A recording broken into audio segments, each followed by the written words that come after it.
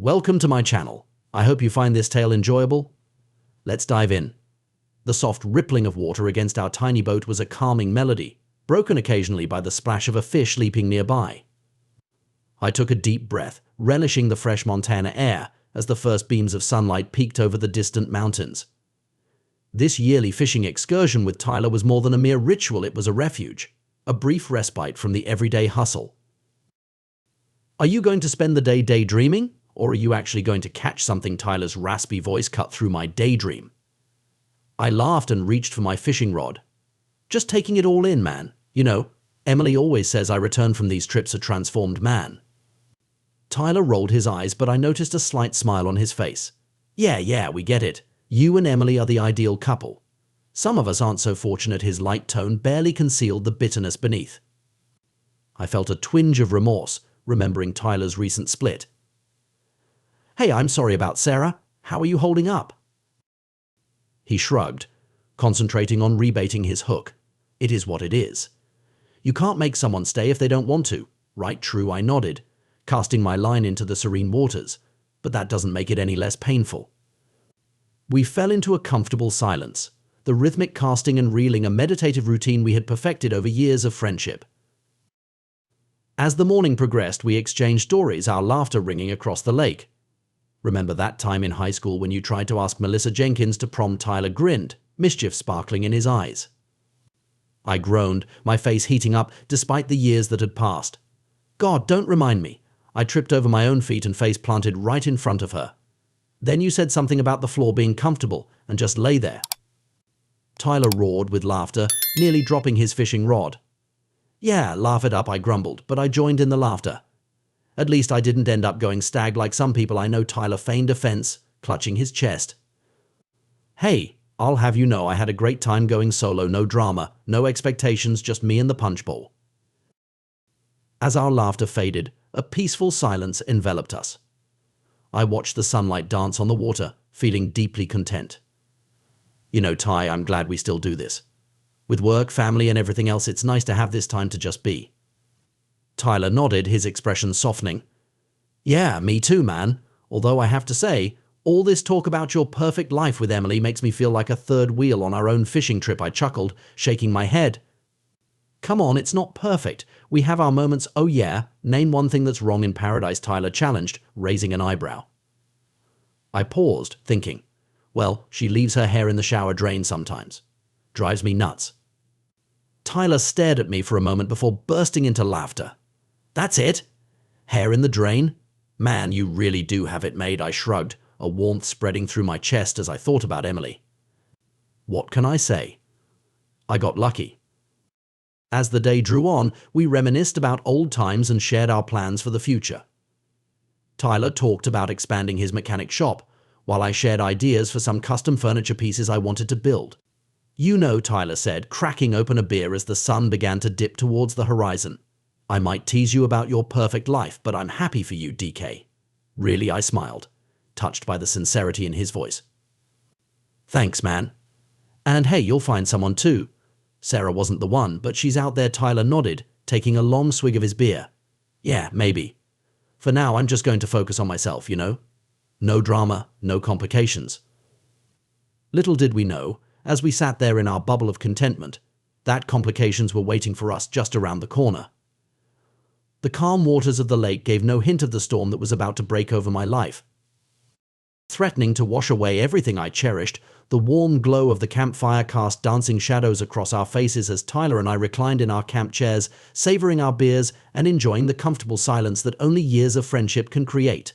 The day's fishing had been successful, our cooler brimming with trout that promised a delightful meal once we returned home. The thought of it brought a smile to my face. As much as I relished these excursions with Tyler, a part of me always eagerly anticipated returning to Emily and the life we had built together.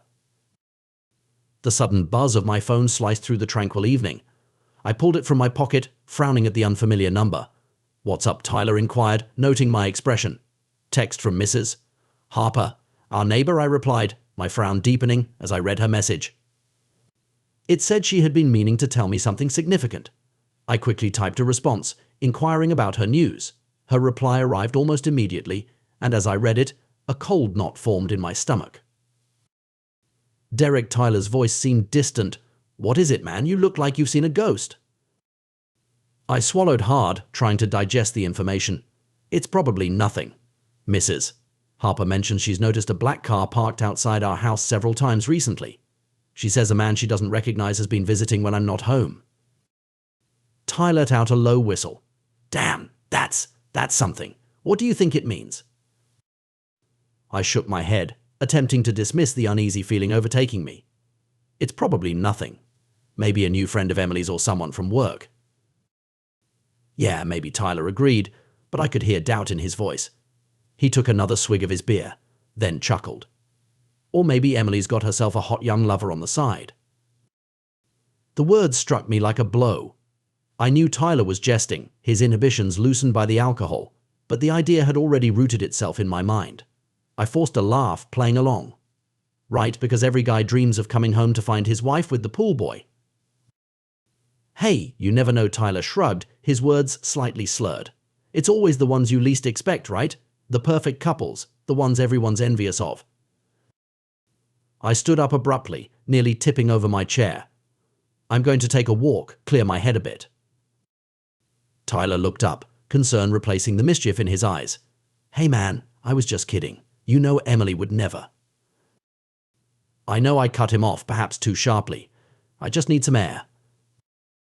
I strode off into the darkness, the beam of my flashlight bobbing ahead of me as I navigated the lakeshore. The earlier peace of the evening had vanished, replaced by gnawing anxiety that I couldn't dismiss.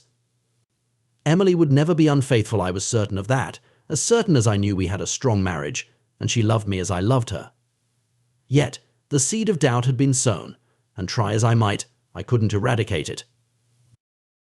I'm not sure how long I walked, my mind teeming with scenarios, each more improbable than the last. By the time I returned to the campsite, I had convinced myself I was being ridiculous. There had to be a perfectly innocent explanation for Mrs. Harper's observations. Tyler was still up when I got back, prodding the dying embers of our fire. He looked up as I approached, his expression one of guilt and concern. "Look, Derek, I'm sorry about what I said earlier. I was out of line." I waved off his apology, sinking back into my chair. "It's fine, Ty. You were just joking. Still, I shouldn't have said it." "I know how much Emily means to you." I nodded, staring into the glowing coals. I think we should head back early just to check things out, you know." Tyler was silent for a moment, then nodded.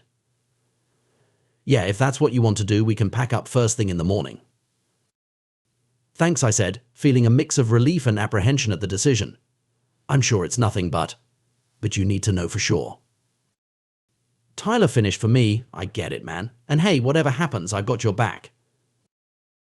As we settled in for the night, I lay awake in my sleeping bag, Mrs. Harper's words and Tyler's unfortunate joke replaying in my mind. I reassured myself that I was being overly cautious and that I would laugh about this whole situation once I returned home and saw Emily. Yet, as I finally drifted into sleep, a quiet voice in the back of my mind whispered that things might never be the same again. The first light of dawn had just begun to brighten the sky when Tyler and I commenced dismantling our campsite. We worked in near silence, the usual cheerful chatter of our trips replaced by a tense anticipation that hung in the air like an impending storm. As I rolled up my sleeping bag, my mind spun with scenarios, each more far-fetched than the last. Despite trying to concentrate on the task at hand, my thoughts incessantly drifted back to Emily, the mysterious black car, and the stranger Mrs. Harper had mentioned. Ready to hit the road, Tyler's voice interrupted my reverie. I looked up to see him by our packed truck, keys in hand. I nodded and slung my backpack on. "Yeah, let's go." The drive back was unlike our usual post-trip journeys. Instead of reliving the best moments of our time at the lake or planning our next outing, an uneasy silence pervaded the cab of the truck. I gazed out the window, watching the Montana landscape whiz by, my stomach churning with a mix of dread and anticipation. After about an hour, Tyler cleared his throat. "So, you want to talk about it?" I turned to him, raising an eyebrow. About what he shrugged, keeping his eyes on the road. You know, the whole reason we're heading back early. The mysterious visitor. "Emily." Tyler winced. I said I was sorry about that, man. I was drunk, not thinking. I sighed. I know, it's not your fault. It's just Emily and I. We've always been solid, the idea that she might be. I couldn't finish the sentence. Hey, we don't know anything for sure yet, Tyler said, his tone softer now. For all we know, it could all be a big misunderstanding. Maybe it's a surprise party planner or something. I let out a humorless chuckle. Yeah, because that's much more likely than my wife cheating on me. Look, Derek, Tyler said, his grip tightening on the steering wheel, I know things seem bad right now, but you can't jump to conclusions. You and Emily have a good thing going. Don't throw that away because of some vague suspicions. His words were meant to be comforting, but they only fueled the frustration building inside me. So what? I should just ignore it. Pretend everything's fine, I retorted. That's not what I'm saying, Tyler protested. I'm just saying you should talk to Emily before you do anything drastic. Get her side of the story. Right, because if she is cheating, she's just going to admit it. If I ask nicely, I scoffed. Tyler gave me a concerned look. Man, this isn't like you. Where's the Derek who always sees the best in people? The guy who trusts his wife. His words resonated, and I felt a wave of shame wash over me. He was right, this wasn't like me at all, but the fear and doubt had taken root, twisting my thoughts into unfamiliar patterns. I don't know, I admitted quietly. I don't know who I am right now. We fell into silence again, the miles ticking by as the sun climbed higher in the sky. My mind continued to whirl, imagining every possible scenario I might encounter when we arrived home. As we neared our town, Tyler spoke up again. So what's the plan? Do you want me to come in with you? Or I hesitated. Part of me wanted to face this alone, to confront Emily privately if there was anything to confront. But another part, the part that was scared and unsure, wanted my best friend by my side. Yeah, I said finally. Yeah, I think I want you there, just in case. Tyler nodded, his expression grim but resolute. All right, whatever happens, we'll face it together. As we turned onto my street, I felt my heart rate increase. Every house we passed brought us closer to the moment of truth, closer to potentially shattering the life I thought I knew. There, I said, pointing. That black car. I've never seen it before, sure enough. Parked a few houses down from ours was a sleek black sedan. It could have belonged to anyone, could have been there for any reason, but in that moment it felt like an omen of doom. Tyler pulled up across the street from our house, killing the engine. For a long moment we just sat there, staring at the familiar facade that suddenly seemed alien and forbidding. You ready for this? Tyler asked, his voice low and serious. I took a deep breath, steeling myself for whatever lay ahead. No, I admitted. But I need to know the truth. As we got out of the truck and approached the house, I felt like I was walking into a storm. Whatever happened next, I knew my life would never be the same. The calm was over now. It was time to face the tempest.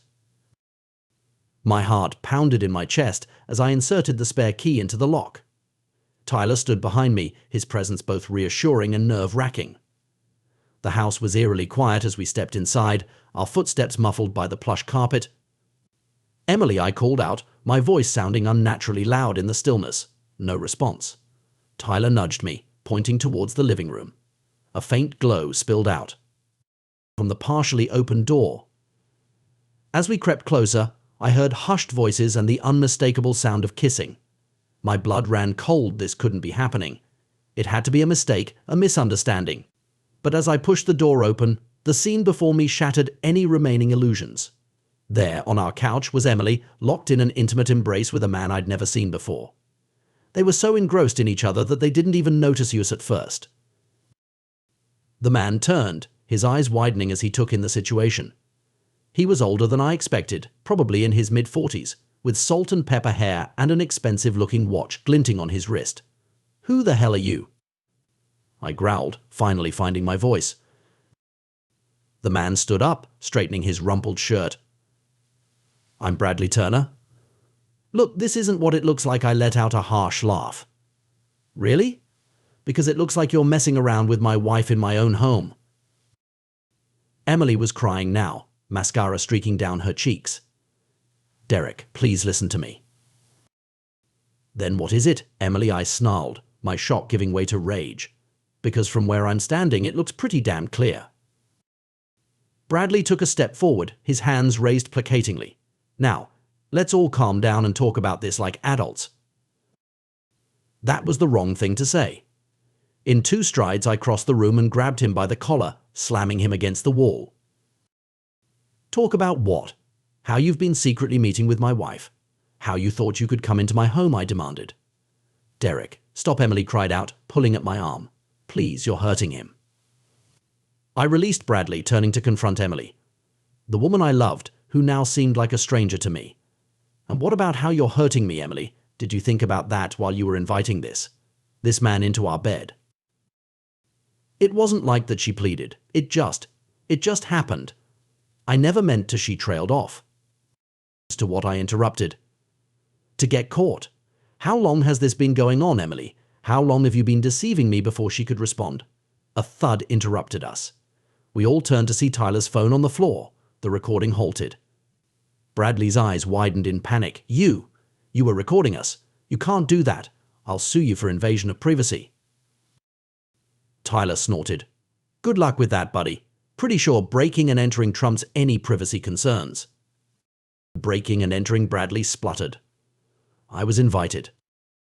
"Not by me," I growled. "And this is my house, so as far as I'm concerned, you're trespassing." Emily stepped between us, her face tear-stained but resolute. "Derek, please, can we talk about this alone?" I stared at her, the woman who had been my world for so long. Now, looking at her, all I felt was a cold, hard anger.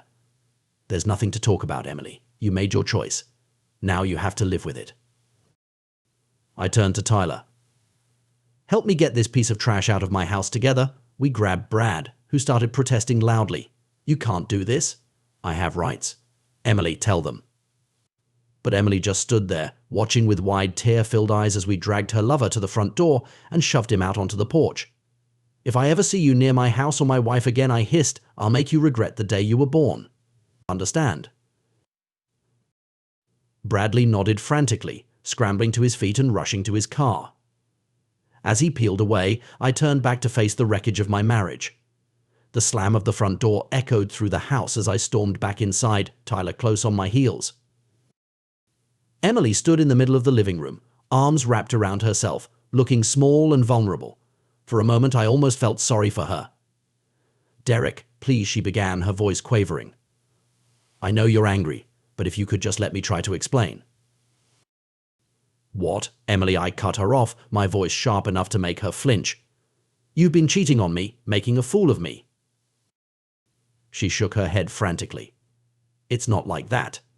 Bradley, he understands me in a way that I don't," I finished for her, my laugh bitter and harsh. Emily's eyes darted to Tyler, who was standing quietly by the door. "Do we have to do this now with him here?" "Yes, we do," I snapped. "Tyler is my best friend. He's shown more loyalty to me in the past few hours than you have in our entire marriage." Tyler shifted uncomfortably. "Look, maybe I should step outside, give you two some privacy."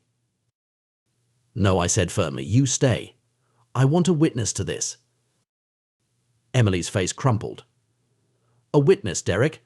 What are you saying?" I stepped closer to her, my voice low and menacing. "I'm saying it's over, Emily. We're done. I want you out of this house tonight." Her eyes widened in shock. "Out? But where am I supposed to go?" "I don't know, and I don't care," I replied coldly. "Maybe your boyfriend Bradley has a spare room. Or maybe you can stay with one of your friends, the ones you've probably been lying to about us for months." "It wasn't months," Emily protested. "It only started a few weeks ago. I swear, Derek, I never meant for this to happen. It was a mistake." I laughed without humor. "A mistake? Forgetting to buy milk at the store is a mistake. This was a choice, Emily. A choice you made every time you let that man touch you, every time you lied to my face." She reached out, trying to grab my hand. I jerked away as if her touch burned. "Please, Derek, I love you. We can work through this. Go to counseling, rebuild our trust. Please don't throw away everything we have." For a moment, I almost wavered, the pain in her eyes, the desperation in her voice. It was all so familiar. This was the woman I had loved for years, the woman I had built my life around. But then I remembered the scene one had walked in on, and my resolve hardened. "We don't have anything anymore, Emily," I said, my voice flat and final. "You threw it all away the moment you decided to cheat." Tyler cleared his throat. Derek, what about the video?" Emily's head snapped up. "Video? What video?"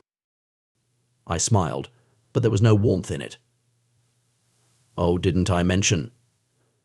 "Tyler recorded your little rendezvous with Bradley, so if you're thinking of trying to take me for everything in the divorce, think again." The color drained from Emily's face. You wouldn't." "Derek, please, think about what this could do to my career, my reputation." "You should have thought about that before you invited another man into our home," I retorted. "Now I want you to pack a bag and get out. You have an hour." Emily stood there, tears streaming down her face. "Derek, Save it," I cut her off. "I don't want to hear any more of your excuses or your apologies. Just go." As she stumbled out of the room sobbing, I felt a strange sense of calm settle over me. The anger was still there, burning hot and righteous, but beneath it was a steely determination. Emily had betrayed me, destroyed the life we had built together. Now it was my turn to destroy hers. I turned to Tyler, who was watching me with a mix of concern and admiration. "You still got that video?" He nodded, holding up his phone. "Yeah, man. What do you want to do with it?" I smiled, and this time there was a hint of something dangerous in it. "I want to make them pay, Ty. Both of them. I want to make them regret ever crossing me." Tyler's eyes widened slightly, but he nodded. "All right, man. Whatever you need, I'm here." As we stood there planning our next move, I could hear Emily moving around upstairs, packing her things.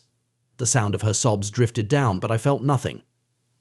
The Emily I had loved was gone, replaced by a stranger who had betrayed me in the worst possible way, and I was going to make sure she paid for it. The front door closed with a finality that seemed to echo through the empty house. Emily was gone, taking with her a suitcase full of clothes and leaving behind the shattered remains of our marriage. I stood in the living room, staring at the spot on the couch where I had found her with Bradley, feeling a strange mix of numbness and rage. Tyler approached cautiously, laying a hand on my shoulder.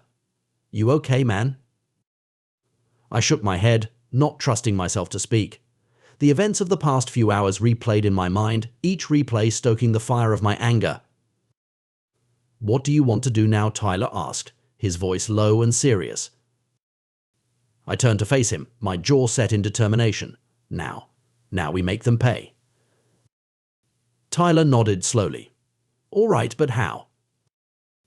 I walked over to the liquor cabinet, pulling out a bottle of whiskey and 2 glasses. As I poured, I started to outline my plan. "First, we need to secure that video. It's our leverage," I stated. "Already done," Tyler replied, holding up his phone. "I've backed it up to the cloud and sent a copy to my email.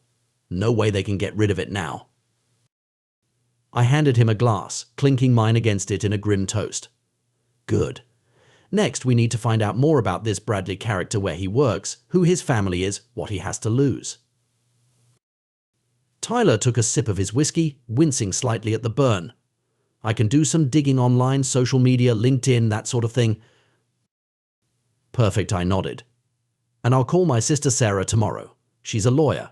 She can advise us on how to proceed with the divorce and what legal options we have."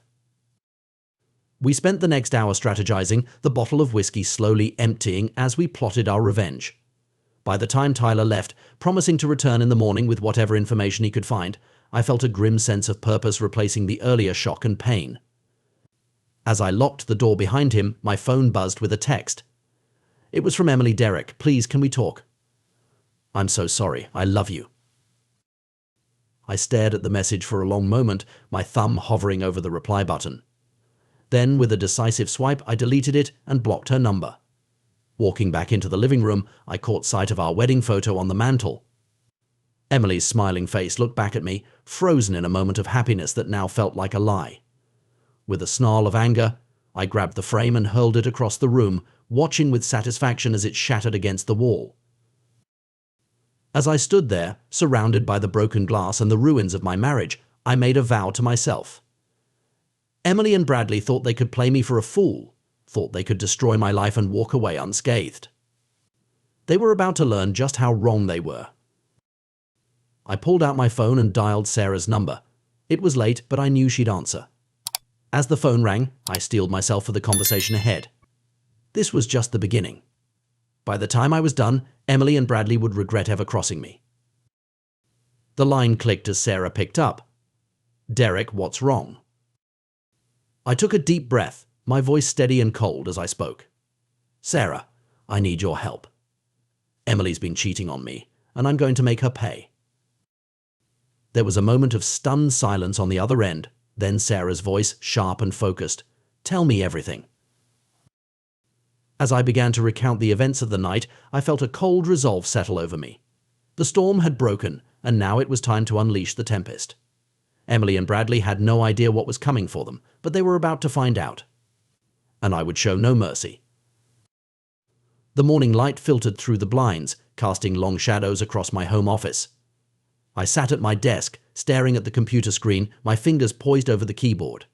Beside me, Tyler nursed a cup of strong coffee, his eyes bloodshot from a night of intensive online research. "All right," I said, breaking the tense silence. "What have we got?" Tyler sat down his mug and leaned forward. Bradley Turner, 45 years old. He's a marketing executive at Pinnacle Strategies, married to Jennifer Turner for 15 years, no kids. They live in the upscale Oakwood neighborhood. I nodded, taking in the information. "Good work. Anything else?" "Yeah," Tyler continued, a hint of satisfaction in his voice. "I managed to hack into Emily's social media accounts. You wouldn't believe the stuff I found." My jaw clenched at the mention of Emily's name. "Show me," I said. Tyler turned the laptop towards me, and I felt a surge of anger as I scrolled through the message's explicit texts, intimate photos, all exchanged between Emily and Bradley. The timestamps showed that their affair had been ongoing for months, not weeks as Emily had claimed. "That liar," I muttered, my hands curling into fists. "What do you want to do with this?" Tyler asked, his tone cautious. I leaned back in my chair, a cold smile spreading across my face. "We're going to expose them to everyone," I declared. Tyler's eyes widened. "Everyone? Are you sure about that, man? Once it's out there, you can't take it back." "Good," I said firmly. "I want everyone to know what they did, their families, their friends, their co-workers, everyone." I turned back to the computer and started setting up an anonymous social media account. As I worked, I outlined the plan to Tyler. "We'll create a post with all the evidence, the texts, the photos, everything. We'll tag Emily and Bradley, their families, their workplaces. We'll share it in local community groups. By the time we're done, there won't be a single person in this town who doesn't know about their affair." Tyler whistled low. "That's cold, Derek. But after what they did to you, they deserve it." I nodded grimly. "Damn right they do. Now help me set this up. We need to make sure it can't be traced back to us." For the next few hours, we worked meticulously, compiling the evidence and crafting the post. As I wrote, I felt a grim satisfaction. Every word was a knife, every image a blow against those who had betrayed me. Finally, I sat back, my finger hovering over the post button. This is it. Once I hit this, there's no going back. Tyler put a hand on my shoulder. "You sure about this?" I looked at him, my eyes hard. I've never been more sure of anything in my life. Without further hesitation, I clicked the button. The post went live, spreading across the internet like wildfire. Within minutes, notifications started pouring in, shares, comments, messages of shock and outrage. "It's done," I said, a weight lifting from my shoulders. "Now we wait," Tyler nodded, a mix of awe and concern on his face. "What's the next move?" I stood up, stretching my stiff muscles. "Now we watch their world burn. And trust me, this is just the beginning." As we left the office, I felt a surge of vindictive pleasure. Emily and Bradley thought they could play with fire without getting burned. They were about to learn just how wrong they were. A week had passed since the post went viral, and the fallout was more devastating than I could have imagined. I stood in the shadows across the street from Emily's workplace, watching as she emerged from the building, her head bowed and shoulders hunched, Her once confident stride was now hesitant, her eyes darting nervously as if expecting an attack from any direction. As she hurried to her car, I could hear the whispers and see the pointing fingers of her former colleagues. "Mr. Lawson," a voice behind me made me turn. It was Detective Mark Evans, the local detective who had gotten involved when Bradley started making threats. "Detective," I nodded, keeping my expression neutral.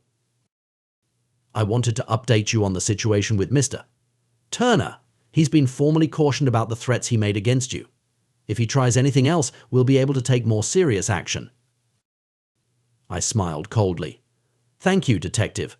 I appreciate your help." As Evans walked away, I turned my attention back to Emily. She was sitting in her car now, her head in her hands. For a moment I felt a flicker of something not quite pity, but a recognition of the devastation I had wrought. Then I remembered the look on her face when I caught her with Bradley, and any hint of sympathy vanished. My phone vibrated with a text from Tyler Bradley's wife, just filed for divorce. It's all over the local news. I smirked, typing back a quick response, "Good. How's Bradley holding up?" The reply came almost instantly, "Not well. He got fired yesterday. Apparently his company has a strict morality clause." As I read the message, I saw a familiar figure approaching Emily's car. It was Bradley, looking disheveled and angry. I moved closer, staying out of sight but within earshot. "Emily," Bradley called out, his voice rough, "we need to talk."